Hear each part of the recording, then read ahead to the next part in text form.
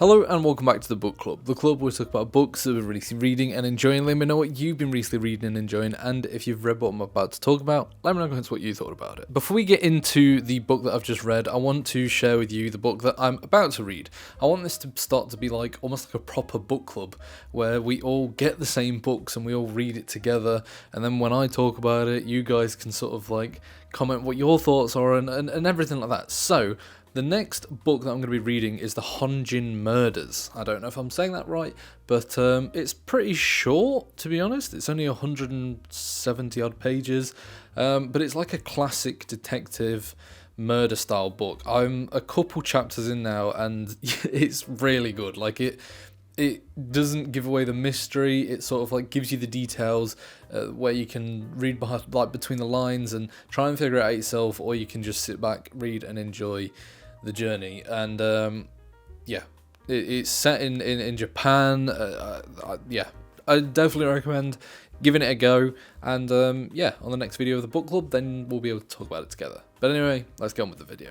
Red Rising has been on my list to read for a long time, and I'm kind of sad that I didn't read this sooner, to be honest, because, oh my god, this was not what I was expecting at all. Can I just say, like, before reading this, I didn't read the blurb, because after I, like, sort of got halfway through, I was just sat there and I was reading the blurb and I was like, oh my god, that spoils, like, the biggest twist. And I was so happy that I didn't know about that twist until I got to it in the actual book, because holy shit. This is going to include a lot of spoilers, by the way, so if you haven't read this and you want to read it spoiler free, then go away, read it, come back to the video afterwards. But I highly recommend that you do read this, because oh my god, what, like, this is probably up there in some of my favourite books now. Like, firstly, let's start off with Pierce Brown, the author's style of writing, because it's something like I've never read before. It's so sort of not necessarily undescriptive, because it does give you everything that you need to describe it. It's almost lackluster in its detail of actions and storyline. It like just flicks through everything and gives you just enough. And this is only what, like 300 pages? Yeah, wow, close to almost 400 pages. And it covers so much, but you don't feel like you're missing out on everything, which I absolutely love. I think his style of writing is very interesting. It almost felt like the beginning of The Batman with Robert Pattinson, where it's like July 14th. Like, that's the kind of style that I read this in my brain. Whether that's right or not, I don't know, but that's just what came across in my head.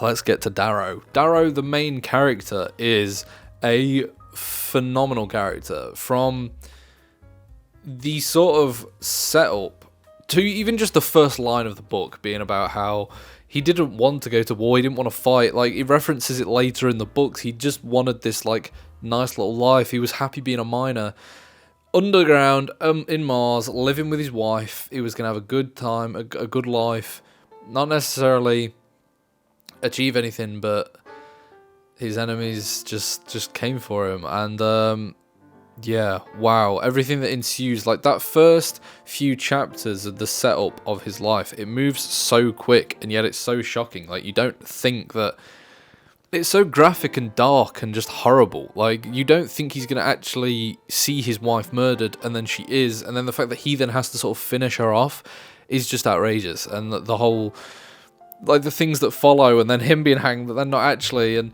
this whole twisted idea that he got saved but she didn't. Like, why couldn't you just save my wife as well, and all that follows that.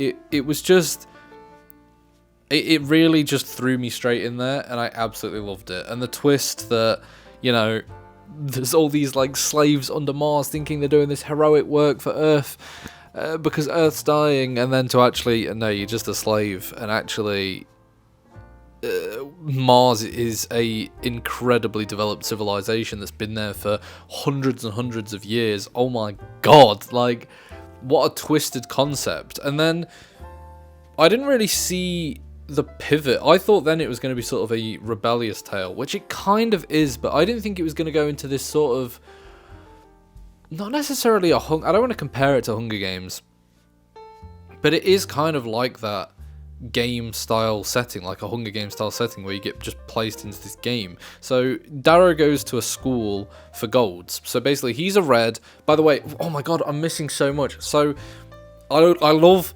the whole fact of that the class system is based off hair color. I think it's very reminiscent of like Brandon Sanderson's Stormlight Archive, how you've got the light eyes and the dark eyes. I think that's so interesting and so cool. And so the fact that like it doesn't hold back, it's not just like brown hair, blonde hair, it's gold, red, green hair, and the fact that like every single color is sectioned off into technology, into pinks being sort of sex slaves and stuff like that. Or it's so intriguing and such a cool concept, and it works so well. Like it just works so well. So then the Darrow, the main character, after finding out about everything, goes and gets sort of transferred into a gold to go to this school for golds. So basically, when you come of age as a gold, if you're in like a high gold, so you even have like high golds, low golds, and stuff like this. It's such a cool class system. I love reading books where there is like an interesting class system, because it's so true to real life and yet so unrealistic at the same time. Like it's just such a cool concept, and I love it. And this one does it so well. But yeah, so he goes to this school where you essentially train to be like a fleet admiral or a commander, or just that kind of like high level job. It's kind of like a private school, but yeah, it's not what Darrow expects. When he finally gets into it, he then gets straight away like. What I love is all the side characters. It does this book really creates these side characters that you actually care about, that you're actually interested about, that have each got like their own backstory and their own morals and their own dilemmas and stuff like that. So then we get introduced to all these people, which he's then thrown into a fight against one of them to the death, to then which he has to face his brother and lie to him, and then he becomes friends with his brother and the twists that ensue from it. What I loved as well is this whole game. Like, it was a game, but it wasn't a game. Like, the Hunger Games is a literal game, and it doesn't last long. This was like, no, so we're going to put you into factions, you're going to, like, be sent to a castle, fend for yourself, see what happens, see who comes out on top. And it's this whole question of, like, leadership and control and survival, and because everyone wants to be at the top, but it's just... yeah, it's sort of like what happens to these higher level beings when everything's stripped away from them and they're left to their own devices. And that was so cool and so interesting, and all the just at first I was like, because I didn't think that was how the book was going to go. I didn't think it was going into this sort of game route.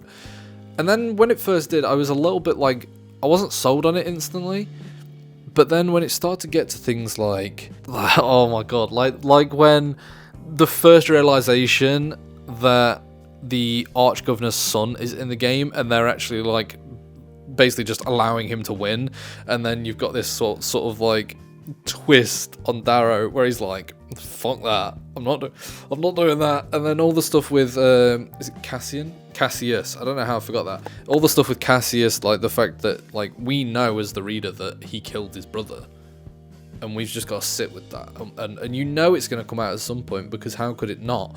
And the reaction to that, and while there are some bits in this book that I could like relatively see coming, like the reveal of that, it does really well in taking sort of expected tropes and just developing on them and making it fit for the characters, and I just really like this book. It was just so good. The final couple chapters had me absolutely gripped to a T. Like when Darrow suddenly sort of flips from going, you know what, I don't want to play the game with the kids, I'm gonna go kill the proctors up there, and just like how he outsmarts all of them at every single step is just phenomenal. The amount of like times where as a reader we were hidden from like the fact of Darrow had planned something and then he just whips it out of the bag and wins.